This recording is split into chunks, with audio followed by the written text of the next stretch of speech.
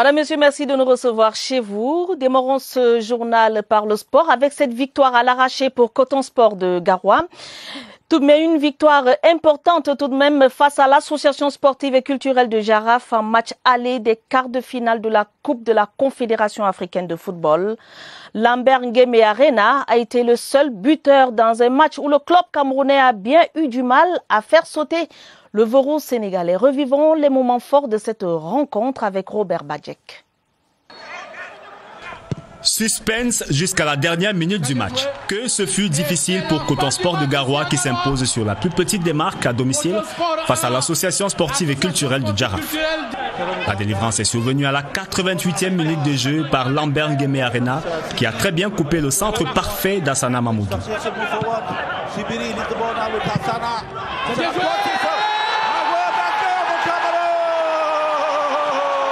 Sur quasiment l'ensemble de la partie, les poulains d'Aboubacar Souleymanou ont souvent buté sur la défense en place de Jaraf, soit parfois sur l'absence de lien entre les différents compartiments de jeu. Des occasions se sont présentées comme cette tête sur le montant droit du portier sénégalais à la 6e minute. Jaraf, visiblement venu jouer le contre, multiplie les fautes et à la 36e minute, Tchèque Kone écope d'un second carton jaune et est expulsé du terrain. Malgré l'infériorité numérique, les visiteurs reviennent en deuxième mi-temps avec de meilleures intentions. Ils passent même à côté du hold-up parfait à la 60e. Heureusement, Etame Ngombe dégage la balle qui se dirigeait au fond des filets. Coton Sport de Garoua remporte ainsi la manche allée de ses quarts de finale avant le retour le 23 mai prochain au Sénégal. Une place de demi-finale leur tend les bras cette année après leur dernière apparition à ce stade de la compétition. Quant Total Cameroun 2021, les visuels sont connus. L'hymne est intitulé « On est fou de foot ». La chanson de Roland Julien Tsa est arrivée en tête du concours artistique national et la mascotte Mola de son auteur Félix Fokwa a aussi été retenue comme meilleure œuvre. Leur dévoilement a eu lieu hier au Palais Polyvalent des Sports de Yaoundé lors d'une cérémonie que présidait le professeur Narcisse Mweli Kambi, ministre des Sports et président du COCAN 2021. Présentation de l'hymne et de la mascotte dans ce reportage de Évariste Yenga. Mola, nom de baptême de la mascotte de la CAN 2021. Internautes et jury lui ont attribué une note de 22 sur 40, la meilleure. Je suis très heureux, agréablement surpris de ce choix. Ça me met en honneur et ça me permet de mettre mon talent et mon travail au service de mon pays. Son concepteur, un passionné originaire de Bandoum, à l'ouest Cameroun, près de Bafang et Tchang. Félix Fokwa a mis en veille sa licence en biochimie pour embrasser l'art graphique. Je suis un autodidacte en art graphique et digital. J'ai déjà eu des prix à l'international, mais là c'est vraiment mon plus grand prix. On est fou de foot, c'est le titre de l'hymne de la CAN. 86,31 points sur 100, c'est la note de son choix. Le refrain électrise.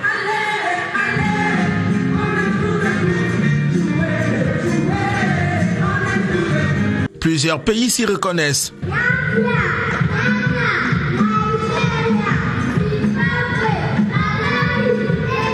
Le collectif Africa Smile l'a orchestré, mais le chef d'orchestre est Roland Julien Tsa. On l'a fait en un laps de temps. J'ai collecté les petits enfants en écoutant un peu leur voix, un petit checking, un petit sondage. Et puis voilà, j'ai fini de faire des petites harmonies. Bon, on a peut-être eu des problèmes au niveau de la prestation parce que les enfants n'étant pas habitués à rencontrer la foule. Roland Julien fait corps avec le chant choral depuis des années. Mais il a créé à la va-vite, urgence du concours oblige, la troupe collectif Africa Smile. L'œuvre est à parfaire.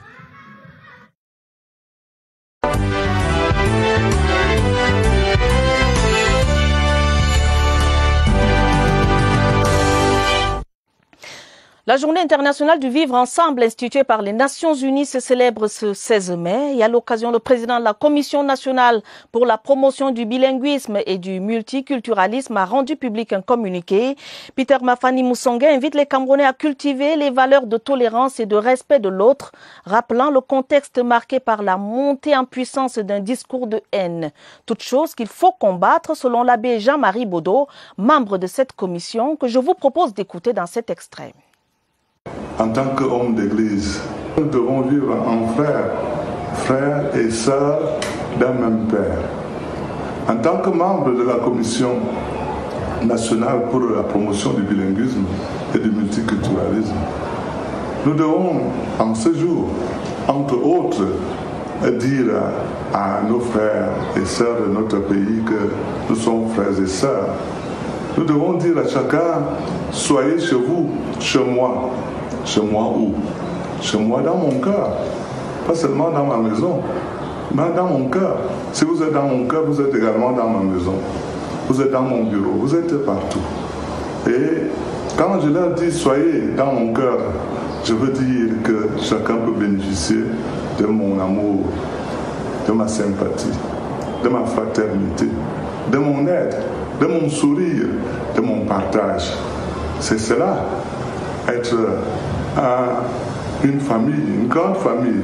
Et le Cameroun, c'est notre grande famille. 49e anniversaire de l'État unitaire du Cameroun aura lieu dans 4 jours, dans un contexte marqué par des menaces diverses qui pèsent sur l'unité nationale. La classe politique salue dès lors les efforts du chef de l'État, Paul Biya, et suggère que l'ensemble des Camerounais s'impliquent davantage dans le renforcement du vivre ensemble harmonieux. Augustin Guizana. Dans son ensemble, la classe politique nationale reconnaît que les efforts ont été fournis pour consolider l'unité. Nous ne pouvons pas briser notre unité nationale acquise à prix de sang. Les partis qui encouragent les désordres au Cameroun sont des partis en réalité qui doivent être dénoncés. Seulement, une unité nationale mise à mal ces dernières années par certains facteurs sociopolitiques. Surtout dans les zones anglophones. Mais nous savons que le Cameroun, c'est un État hétérogène. Nous avons plusieurs tribus au Cameroun. Donc, tout ça met donc l'idée d'unité nationale sur la table.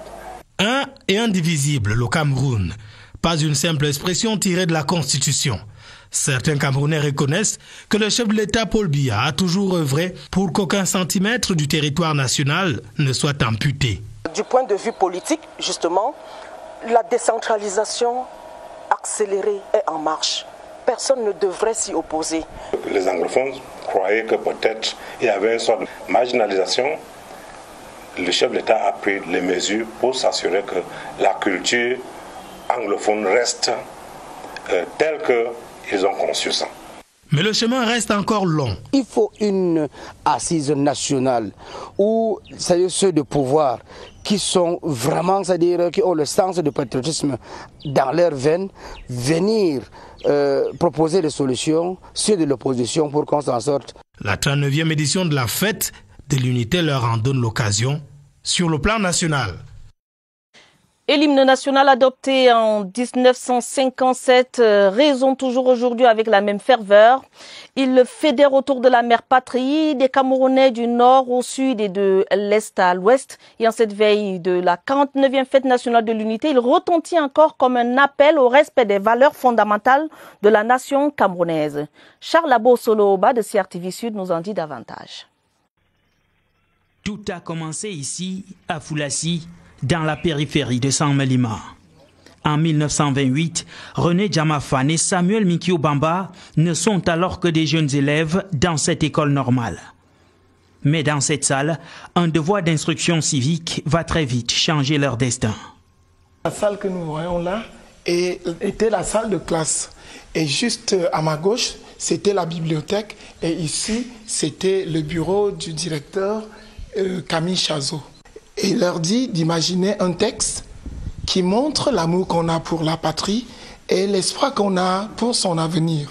En corrigeant ces copies, Camille Chazot se rend compte que le texte de René Djamafane devrait donc être le meilleur. Entre les paroles et la mélodie, l'harmonie est parfaite. La vision, l'attachement et les aspirations d'un peuple, délicatement mises en musique par deux jeunes Camerounais, traversés par une inspiration venue d'ailleurs. Mon père était un homme qui avait envers le Cameroun un amour intransigeant. Donc, l'amour fait jaillir des vers. Sorti des tréfonds de Foulassi, il fédère aujourd'hui les Camerounais du nord au sud, de l'est à l'ouest. Il résonne à chaque fois comme un appel aux valeurs fondamentales de la nation camerounaise. L'hymne doit nous rallier tous et nous unir vers ce que nous avons de plus beau, de plus grand, de plus honorable, la patrie, notre nation camerounaise. Une tendance se généralise aujourd'hui, l'exécution de cet hymne en langue nationale, l'expression d'une volonté des multiples groupes ethniques qui constituent le Cameroun de se reconnaître dans cette louange à la mère patrie.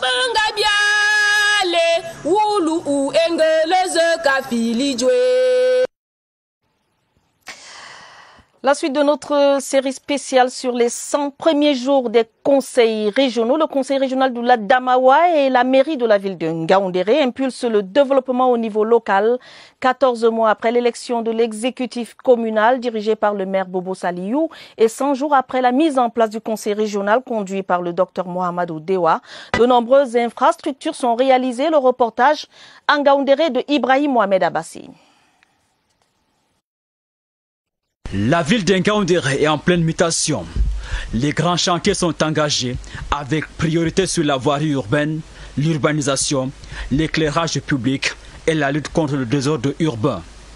Un an après la mise en route de ce projet par l'exécutif de la mairie de la ville, les acquis sont nombreux. En un an là, nous avons fait jusqu'à 5 ouvrages, mais les ouvertures, il y en a suffisamment. Nous avons fait un combat acharné contre les désordres urbains dans la ville, dans les marchés. Le conseil régional est aussi porteur de projets de développement dans la Damawa. 100 jours après ses premiers pas, l'institution voit grand. On a commencé par faire un planning des rencontres avec tous les sectoriels installés dans la région d'Adamawa. Aujourd'hui, nous sommes bien outillés.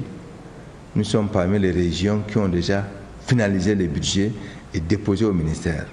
Pour plus d'efficacité dans la réalisation de leurs projets, ces collectivités territoriales décentralisées travaillent en synergie. Chaque fois qu'il y a conseil municipal, le conseil régional envoie 2 représentants. Le processus de décentralisation est en marche dans la Damawa et les fruits des actions conduites sur le terrain impulsent le décollage socio-économique de la région, tel souhaité par les populations. Parlons à présent du port des effets militaires. Le ministre délégué à la présidence chargé de la Défense, Joseph Betty Assomo, vient de rendre public un communiqué rappelant que le port non autorisé de vêtements, de bérets, de chaussures et même de masques faciaux qui portent des insignes MINDEF est préjudiciable. Ordre a été donné de dessaisir ces matériels chez tout civil non autorisé. Voici des explications de Augustin Guizana. Comme un effet tendance, les effets militaires se retrouvent de plus en plus arborés par les civils. Vêtements, bérets, chaussures de combat et même les masques anti-Covid-19 sont utilisés par simple fantaisie ou à des fins d'usurpation. Tout ce qui pourrait être un signe distinctif, n'est-ce pas, appartenant à une formation militaire, pour ma part, je pense qu'il faudrait s'abstenir de les porter. Et puis je ne sais pas pourquoi est-ce qu'on porterait des masques où on a écrit MINDEF, alors que les masques sont bon marché aujourd'hui. Le ministre délégué à la présidence chargé de la Défense, Joseph Betty Assomo, dans une sortie médiatique récente, a recadré les choses. Parce que le terme effet militaire englobe les signes distinctifs qui permettent de différencier un homme en tenue d'un civil. Selon les spécialistes de défense et de sécurité, les contrevenants s'exposent à des sanctions pécuniaires ou privatives de liberté. Ni un emprisonnement de 3 mois à 2 ans, toute personne qui porte de manière illégale une tenue ou un signe militaire, et d'une amende allant de 50 000 francs à 200 000 francs. Il peut avoir des complications ou alors des enchevêtrements lorsque, n'est-ce pas, ces uniformes peuvent être utilisés, par exemple, dans le cadre d'une insurrection. Là, on bascule directement dans la lecture du code pénal au titre premier, n'est-ce pas, qui dispose de toutes les atteintes à la sûreté de l'État, n'est-ce pas, en article 102 ou alors à l'article 107, et la punition devient plus sévère puisque elle va de 10 à 20 ans d'emprisonnement. Dans tous les cas, la direction de la sécurité militaire veille, à bon entendeur. Et c'est bien compris, Augustin. La gendarmerie nationale a procédé à la 325e descente pour la prévention routière. Les éléments du colonel Joël Essomba Ondigui étaient sur l'axe Yaoundé-Mbalmayo et Bolova pour sensibiliser les usagers sur le respect des mesures barrières anti-Covid-19 et sur les limitations de vitesse. Étienne Pascal Azégué.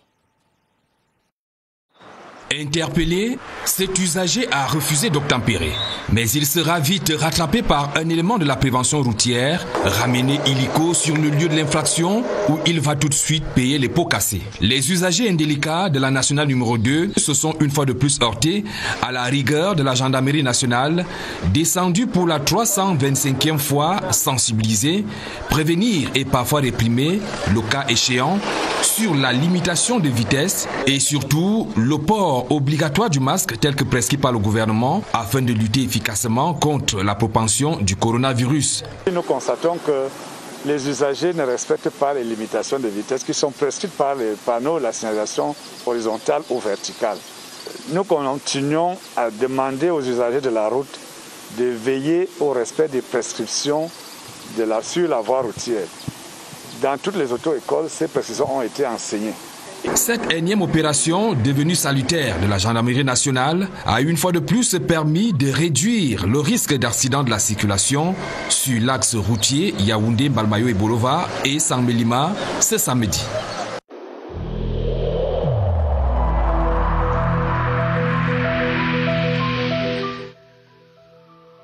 Malgré nos efforts, le Covid-19 a endeuillé de nombreuses familles et provoqué de graves difficultés dans le fonctionnement de notre économie et de notre société.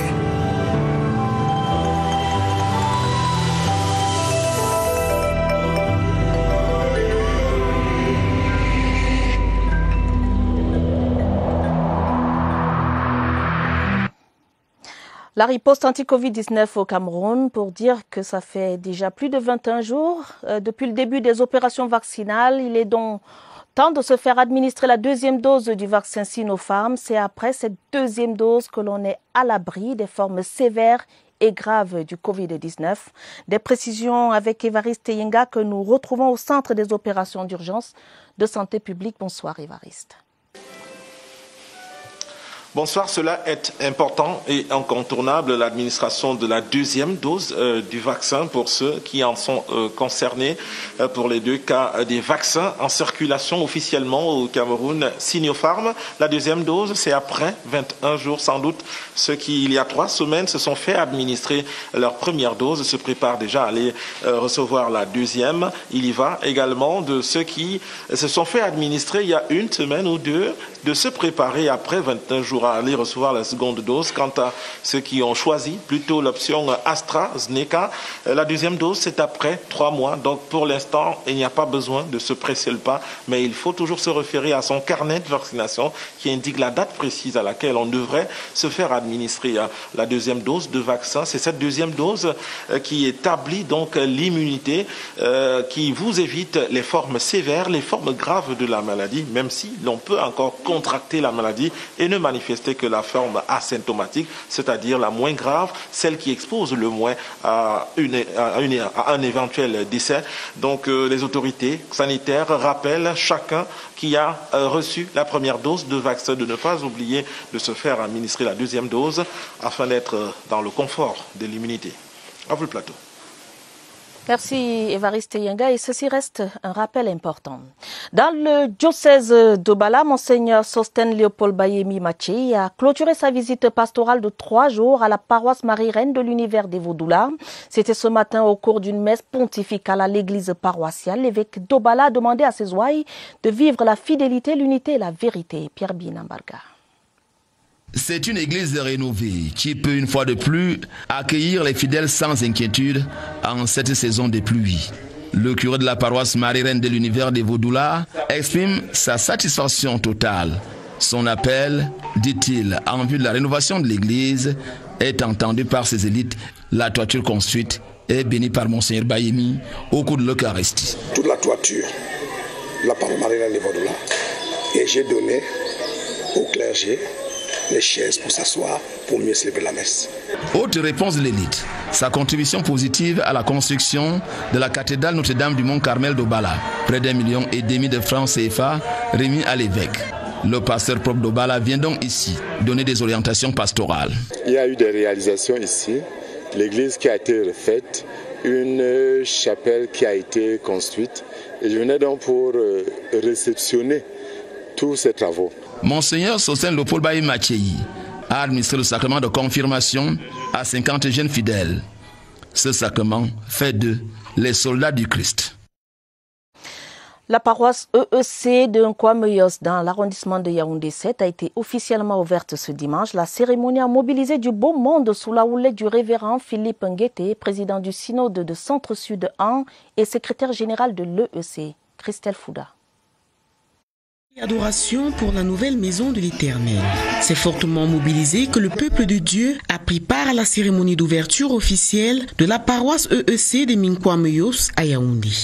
Cette paroisse a une particularité, elle est multiculturelle.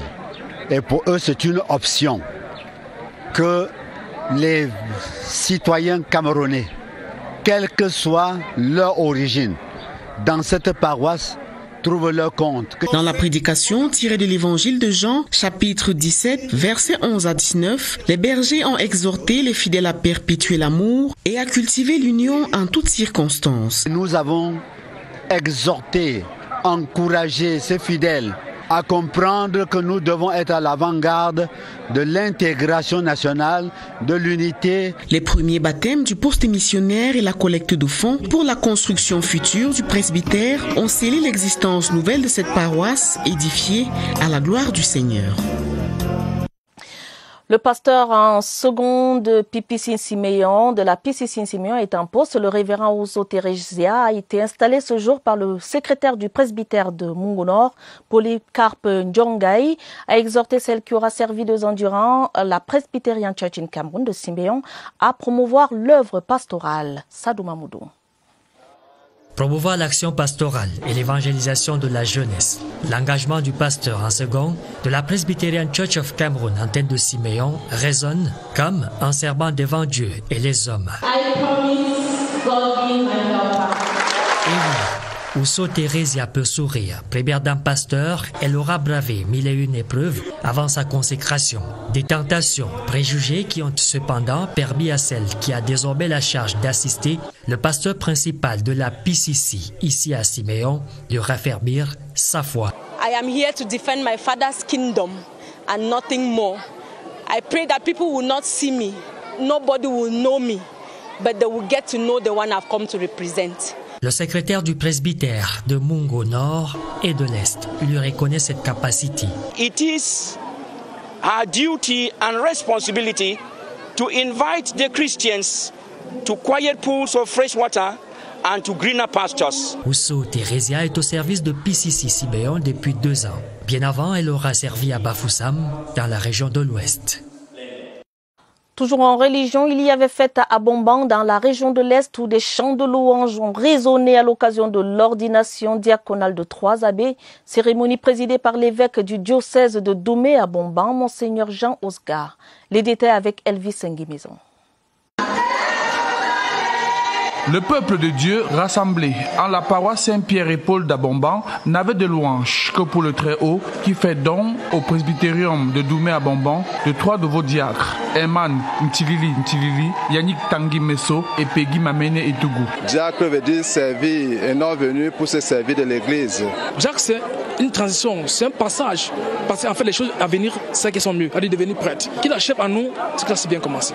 L'appel de Dieu a retenti dans le cœur de ces 3 ordonnés qui ont d'abord ouvert un dialogue avec le père évêque Jean Osgar. Ensuite, il y a eu imposition des mains, prière consécratoire et remise aux nouveaux diacres de l'étole et de l'évangéliaire. Qui porte l'espérance dans ce monde si compliqué et si différé et qui soit aussi un signe de paix, de joie, qui, là où ils sont, apporte cette paix de Dieu, cette consolation pour l'homme qui est aujourd'hui tellement tourmenté par les différents esprits.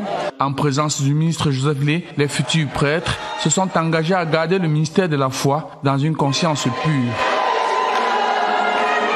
Le président national du FSNC se félicite de la vitalité de son parti. Satiroma Bakari recevait à Garoua les souhaits de bonne fête de fin de jeûne de Ramadan de ses militants.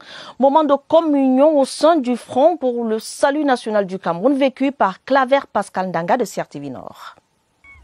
Ambiance de fête, de joie et de ferveur pour ces chaleureuses retrouvailles entre le président national du FSNC et ses militants, militantes et sympathisants venus de l'extrême nord. Très forte délégation de plus de 1000 personnes venues du Biamaré.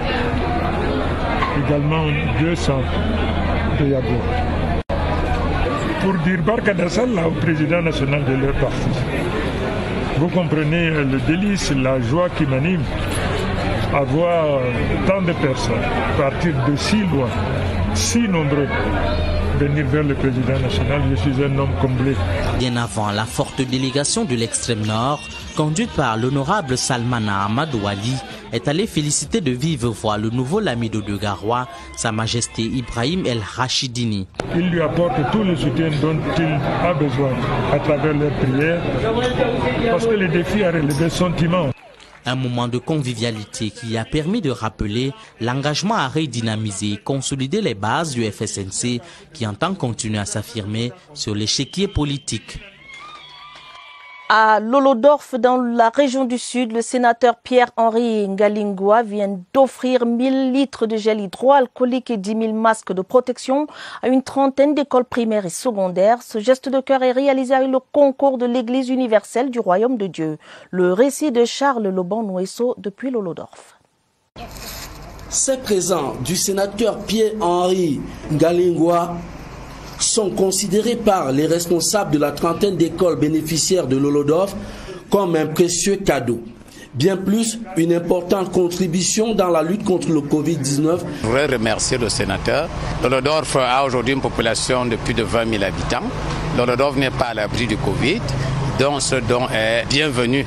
Les dons constitués de 1000 litres de savon liquide, 10 000 masques de protection faciale, qui iront à près de 5000 élèves bénéficiaires des écoles de Lolodorf. Il faut que les enfants soient en bonne santé pour que le Cameroun de demain soit un Cameroun développé à l'horizon 2035, comme l'a dit le président Biya. Une belle initiative rendue possible grâce au concours des œuvres sociales de l'Église universelle du Royaume des Dieux.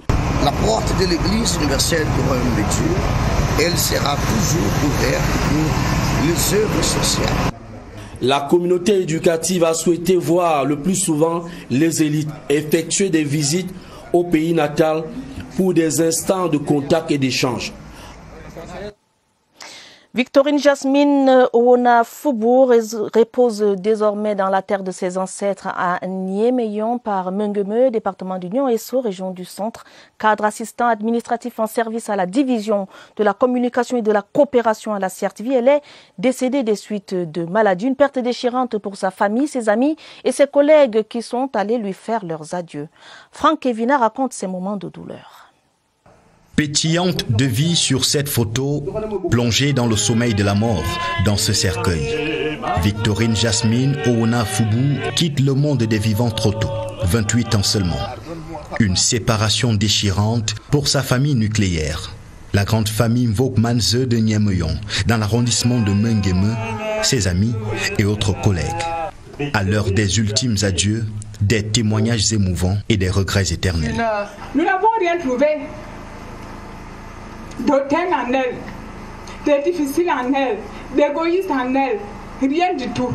Rien de tout cela. Elle a été très simple, toujours très disponible. Elle va beaucoup nous manquer et ça nous fait très mal. La CRTV perd un employé modèle.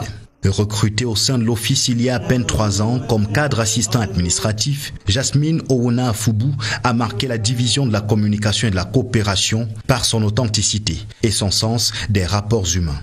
Vive, souriante, serviable, dévouée, proactive, efficace, c'était Jasmine. Puisque tu nous vois et nous entends, accepte que tous, de ta famille professionnelle, nous te disions nous t'aimons. La messe d'inhumation est un pansement pour les cœurs meurtris. Dans l'espérance de la résurrection, la terre de Niméon accueille sa fille Jasmine qui, comme tous les morts, s'est soustraite à nos regards, mais reste présente dans les cœurs. Les condoléances du 20h30 à la famille de Jasmine. À l'étranger, le ministère russe des situations d'urgence a offert à la délégation de l'Organisation internationale de la protection civile invitée au salon sur la sûreté et la sécurité une matinée d'exercice de sauvetage grandeur nature. Une occasion pour le ministre Paula Tangandji de l'administration territoriale et Maria Touyap, secrétaire générale de l'OIPC, d'apprécier la mobilisation des moyens matériels par la Fédération de Russie au profit de la protection civile. Le reportage de notre envoyé spécial, Séverin Aligambélé. Des exercices de sauvetage en situation de détresse au Nogins Rescue Center, à 2h30 de route de Moscou. Un étalage des techniques de gestion et de prévention des catastrophes. On a vu le déploiement des moyens techniques avancés, des pratiques uniques au service de la Russie. Et on a vu aussi la coordination des actions menées par tous ces services pendant les situations d'urgence. Ce qui frappe en premier, c'est la trop grande variété d'équipements mobilisés. Un intérêt pour les pays membres de l'OIPC. Il est question de renforcer les capacités des États membres. L'OIPC a des entrepôts dans certaines régions, en Afrique de l'Ouest par exemple. Alors nous planifions donc de développer ce genre d'activité dans d'autres régions. Au détour de ces démonstrations et dans le jeu des échanges entre le Cameroun et la Russie, le ministre de l'administration territoriale a sollicité davantage l'aide de la Russie. Nous avons fait d'une pierre deux coups. D'abord remercier le gouvernement de la Russie au nom du chef de l'État pour ce qu'ils ont déjà donné au Cameroun. Et nous espérons que comme c'est une coopération qui se renforce davantage, nous allons également bénéficier, n'est-ce pas, des équipements qui vont booster notre niveau d'intervention. Des exercices de simulation au relent d'une invitation à la proactivité dans le domaine de la protection civile. Fin du journal, une édition préparée avec la collaboration de Mirabel Tala, Rosine Manga, Christelle Beyina Nkomolone et Salomé Tsamawona. Prochain rendez-vous avec l'information, ce sera à minuit. Juste après ce journal, retrouvez Lucrèce Mebenga et ses invités pour scène de presse. Dès demain lundi, vous serez en compagnie de Adel Mbala aux éditions de 20h30 semaine et de Ben Menopoufan pour les éditions de 19h30 semaine. Madame, Messieurs, votre fidélité nous honore. Prenez soin de vous, prenez soin de vos familles. Bonsoir et bon début de semaine à tous.